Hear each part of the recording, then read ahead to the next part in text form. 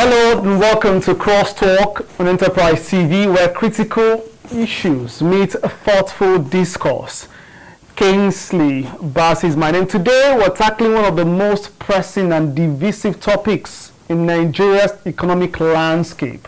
And that's the federal government's plan to distribute 75,000 naira to 70 million of a category of people now tagged poorest of the poor in the country. Now, on paper, this ambitious initiative seeks to alleviate poverty and cushion the effects of subsidy removal, but it raises a flood of questions. For example, is this a lifeline or just a temporary fix for a deeper issue?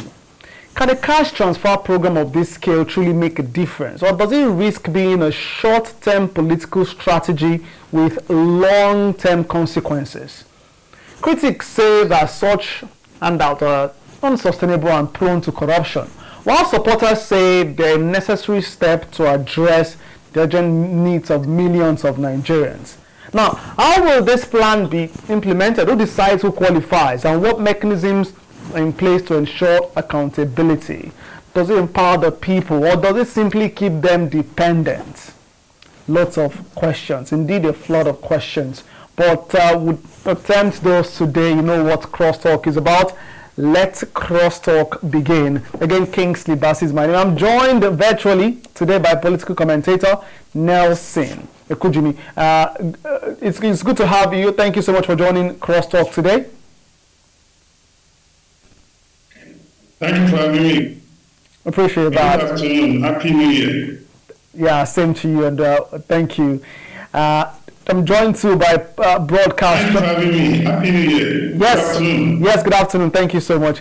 I'm joined too by broadcast journalist Eric Nlemibe. Well, since we're sharing pleasantries, say Happy New Year to you, and thank you for being on Crosstalk. I wish you the very best. Happy New Year to you, Kingsley. Happy New Year to you, Mr. Jimmy.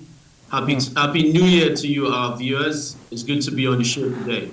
Interesting. Let's pick things from there. I'll just stay with you, Eric Nlemibe. It's 2025. Well, it was done in 2024 as well. I recall the Minister of Finance and Coordinating Minister of the Economy, Wale Edun, talking about the fact that, announcing to the country that the federal government had distributed 75,000 naira to some millions of Nigerians. Oh well, it's 2025 and the federal government, through the Minister of Poverty Alleviation and Social Welfare, had said to that, well, the federal government is looking again to distribute 75,000 naira, this time to 70 million Nigerians. Do you think this is the way to go? Should this program continue? Should it be a thing? Eric. All right. First of all, let's ask ourselves, what is the meaning of palliative? The meaning of palliative, I mean, literal term of palliative, it means a temporary solution to something. You know? Now one would ask itself, why is this government, I mean the APC government, so invested in providing palliative? It started way back from Buhari, chop money, 5,000 naira market, whatever. Still, up until today, people are still hearing palliative. I don't believe palliative is the way to go. I don't really like it as a person. I'm speaking for self now. And in the economics, palliative is not a solution. It's a temporary solution. Why are you sharing money? What is our problem? What is making Nigerians complain of hunger? It is simple. Our agricultural economy, our sector is dead. Nigerians can't get money anymore to feed. It is feeding. It's not really luxury. It's not like they are clamoring for luxury cars or fancy house or fancy shoes. Food. I mean, food, rice, beans, gari, that can be cultivated in this country. Why? Let's take, for instance, we have insurgents, trying to stop farmers from farming. What happened to all the other states where they don't have insurgents? Why are you putting these monies in the pocket of people indirectly? politicians, so to speak. You and I know that this is a firm way for people to share money. Why did they sack the former minister for whatever affairs, Good Life or whatever, Betty Edu? Why did they tell her to go? They found something, This is just a means to enrich some certain people. I'm saying stop sharing people money, stop giving people free money. Can't you ask states that do not have insurgencies to do agriculture? Don't we have lands where people can farm and harvest in 3 or 6 months? Take, for instance, this government is really people interested. What they would have done is call Lagos, Ogun, Ibadan, Oyo, Osun, Imo, Anambra, Enugu. Let's take Enugu out because we hear, these farm people are also, having problems. Take Imo, Anambra, Ebonyi, Port Harcourt. Why not invest into agriculture? By now, I tell you, each state will be feeding itself. All right. Let me go. At this point, let's turn to Nelson. What do you say in response to what Eric has mentioned? He feels like this is not the way to go. We shouldn't be sharing, monies that we probably could invest in agriculture in 2025. And security and what have you. They also have funds earmarked for welfare. In our religious institutions, if you go to your religious house of worship on a Sunday, even in 2025, you are given an envelope or there's a box for the needy. Nobody says, oh, that's what you want to give to the needy. Bring it, let us put it in a basket and go and use it to farm. You look for the money to engage in productive activity. But the resources to take care of the immediate needs of the poor of the poorest, you also provide it at that point in time. So this policy is one that is in tandem with global economics that recognizes that all figures are not equal, that some persons, their basic needs could even be 5,000 naira. So whatever you need to do to give them that 5,000 naira to stay alive for now should be done and not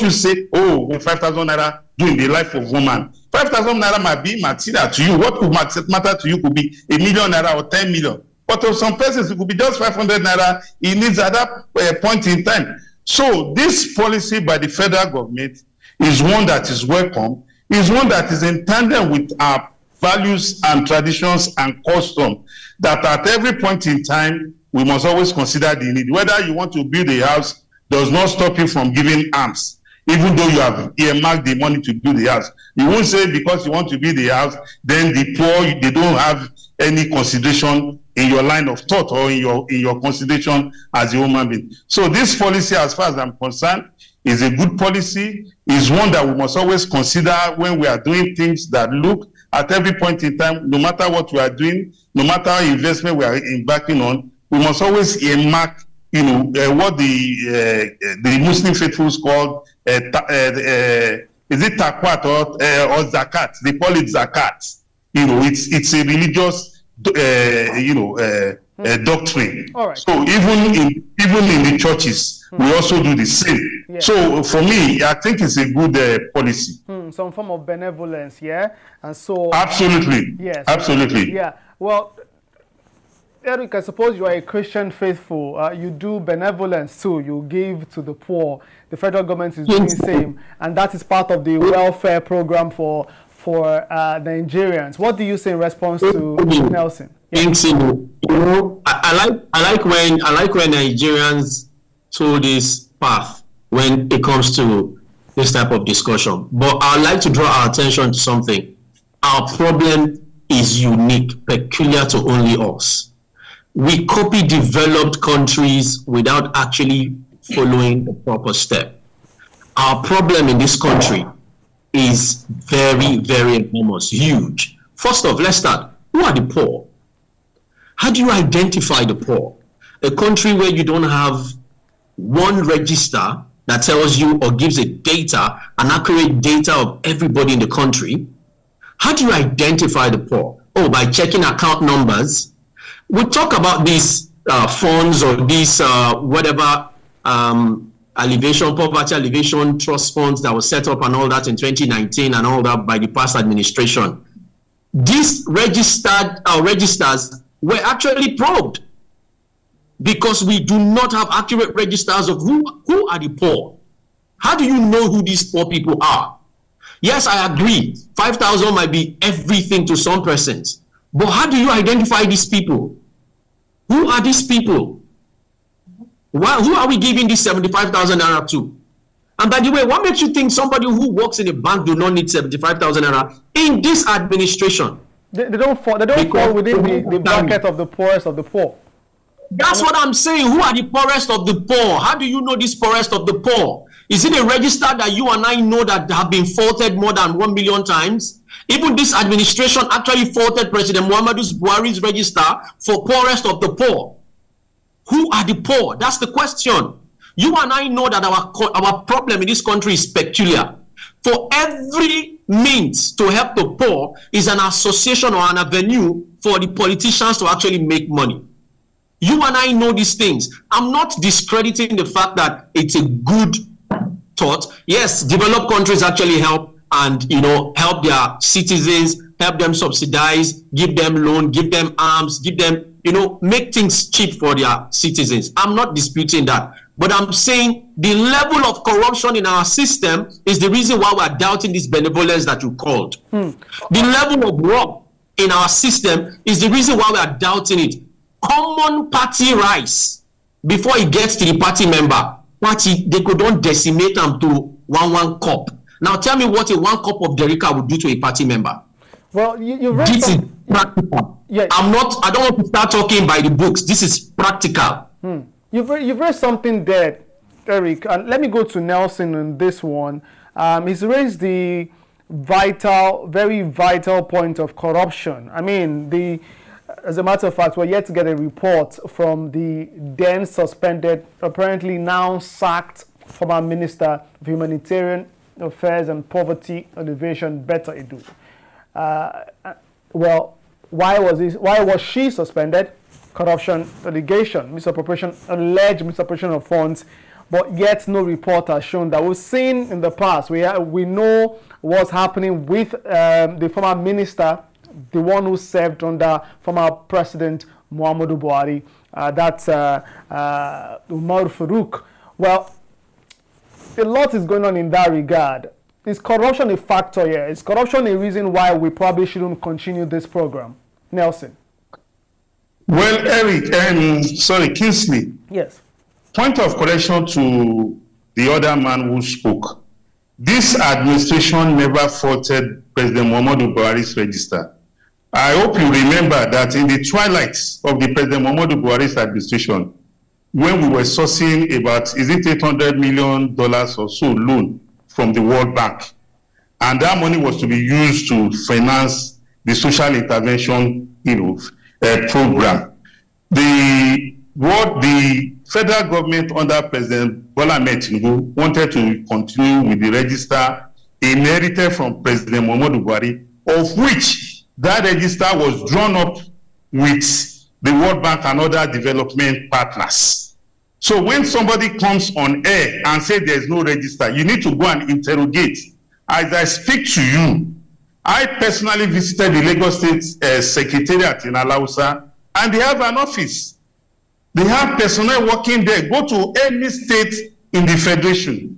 They have an office of the social intervention program, because when the federal government executes this program, the federal government does not have federal citizens. It is the state governments and the local governments that will distribute these funds. And when we are talking about just a minute,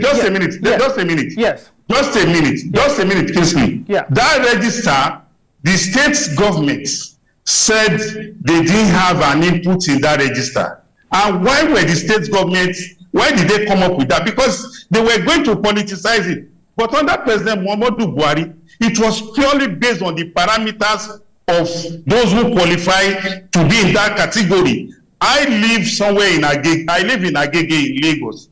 And I'm aware they will come to your environment. They will look at, they will come to homes, ask you how much you are earning, look at your apartment. Are you living in a one room? Are you living in a 2 room? Are you living in a 2 room? Are you living in a duplex? How many children do you have? What are your basic?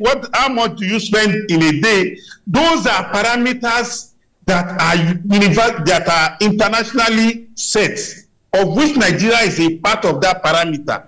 And those parameters were what was used to drop that register. If you say you don't know, that is another kettle of fish. But for you to come on air, what you don't know, and be questioning it, I won't agree to that. Then I'll tell you, when under President Muhammadu Buhari's administration, I remember vividly well as a Nigerian, when the End Power, End Agric, End Education, End Tech was going on, and they said people were being paid.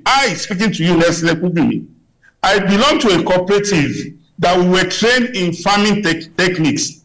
And when we went for the training in Ifo local government, our instructors, out of curiosity, I went up to 2 of them. I said, please, can you identify yourself? You are our trainer. And they told me that they are End Agric interns. I said, what is the parameter for End Agric? They said they were recruited and they are being paid 30,000 naira every month. That was how I came to my Facebook page, and I told anybody who cared to listen, I said, for this thing that you people have been saying is a lie.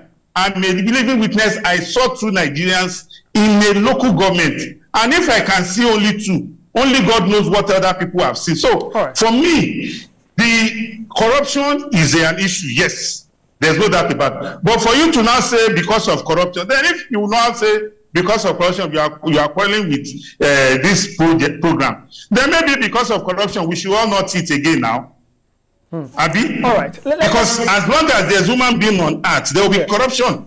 Okay. That is basic. Even in advanced economies, there's corruption there. Corruption is not a Nigerian thing. It's a global thing. We have seen the president of South Korea is undergoing, a trial for corrupt practices. Yes. Let's turn to Eric now. He deserves the right of reply. How do you respond to this? I know you stay in Lagos yourself. Have you something? Yes. Yes, I like to state clearly here that I also live in Lagos and I live close to Agege. I wonder why I did not see these persons coming to knock on our doors, or do I live on the island? Even in Ikoyi, there are poor people over there. I can bet anything that only him and his people saw the people who went to knock on people's door to say, how much do you earn? Who are your families? How many kids do you have? Only him and his peoples. No other Nigerian said that. Listen, Betty Edu's register when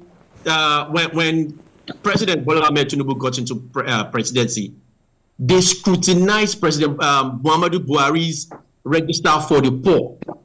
And people were saying, who are these poor people? Are they spirits? Why can't we know them? What is the criteria? Now, he just mentioned that the World Bank, hold on, Kingsley. He mentioned that international communities came to Nigeria to help scrutinize that list. How about? That's one. Secondly, he said the federal government actually did it. No, the state government should be the one to do it because they are close to the people. They are closer to the people. The state government will tell you who is poor and who is not rich.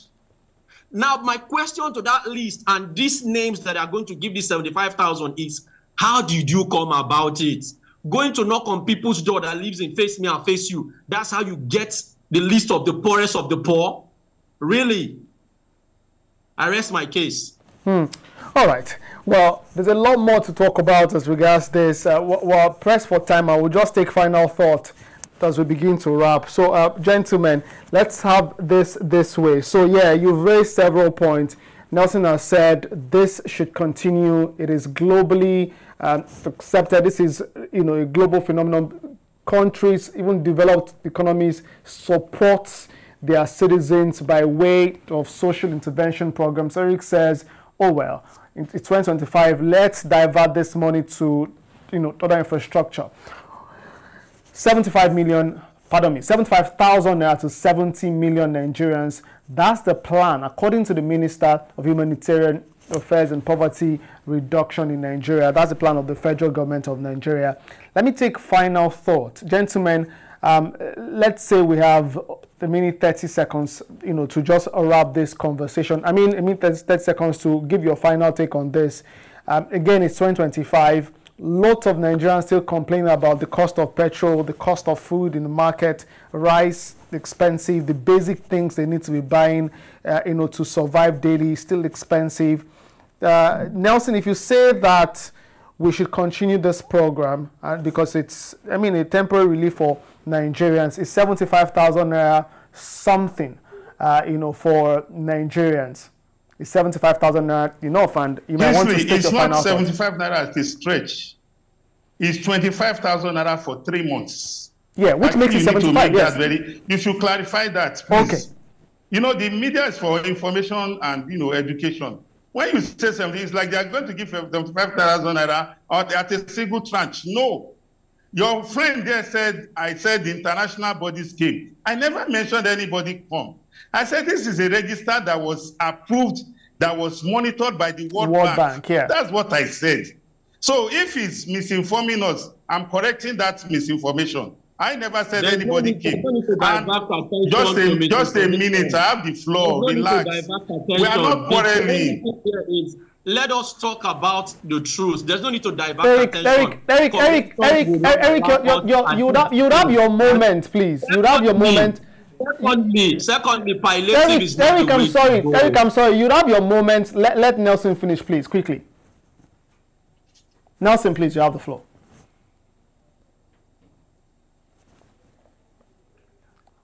Nelson, please, you have the floor. Please, your final thought. Nelson, are you there, please?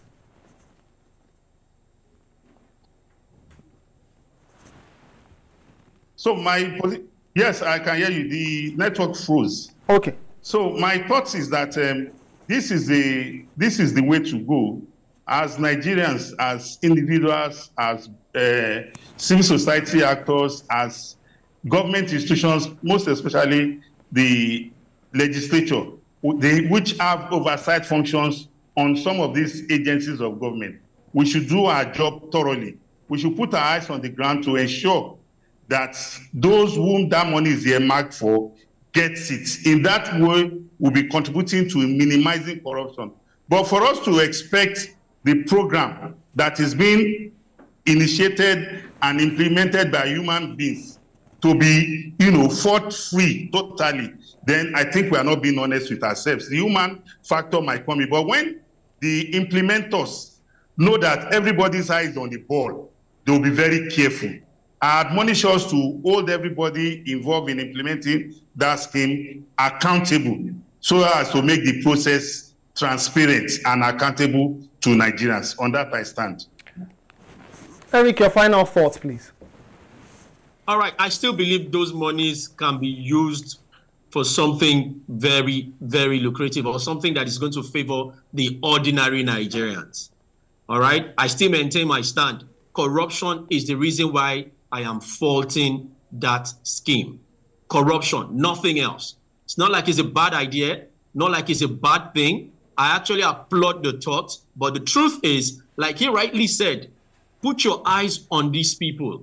How do you monitor these people? Is it the same Nigeria that can make a call and something will change? You can't trust these people. You can't. No. We've seen things. What happened to the chop money, school chop money? Did you see the bread and stew they were sharing then? We can't trust anybody anymore. Put it in agriculture. Don't share money. I'm not going to support it in any way. Don't share money. And I'm not going to even try to sugarcoat it. Don't share money. We are not yet there.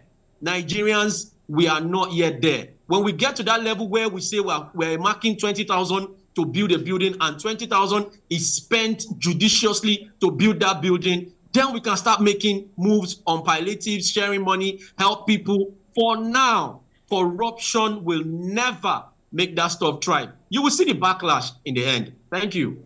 All right. Thank you, gentlemen. I really appreciate your time on the program. Time is fast spent. I know that you have a lot more to say as regards this, but the conversation continues in the comment section. There you go. We've been talking about the plan of the federal government to continue its social intervention program, this time sharing 75,000 naira to 70 million Nigerians.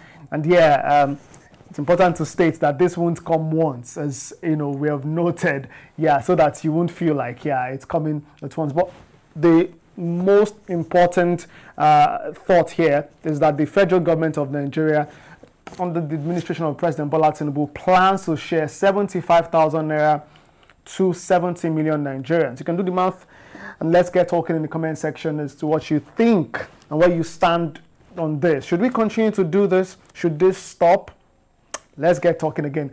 Well, gentlemen, thank you so much for your time. Eric Lemibe, broadcast journalist, appreciate you. Thank you. Thank you, Kingsley. Thank you for having me. Yeah, appreciate that. Nelson Ekujimi, political commentator, appreciate your time as well. Thank you for having me. Thank you. Yeah, I wish that this was not virtual. I would say, gentlemen, please let's have a handshake so that we can, as Nelson did say, we're not quarreling. Yes, so we can put on a smile and say this was really for the good of the country, and whatever we stand and whatever take we have, decision or sides we take, it's all for the good of the country. Thank you again, gentlemen. Kingsley Bass is my name. That's Crosstalk for today. Make sure to join the conversation in the comment section. Well, I'll be reading. I know says we cannot continue the conversation there. Let's get talking. Bye for now.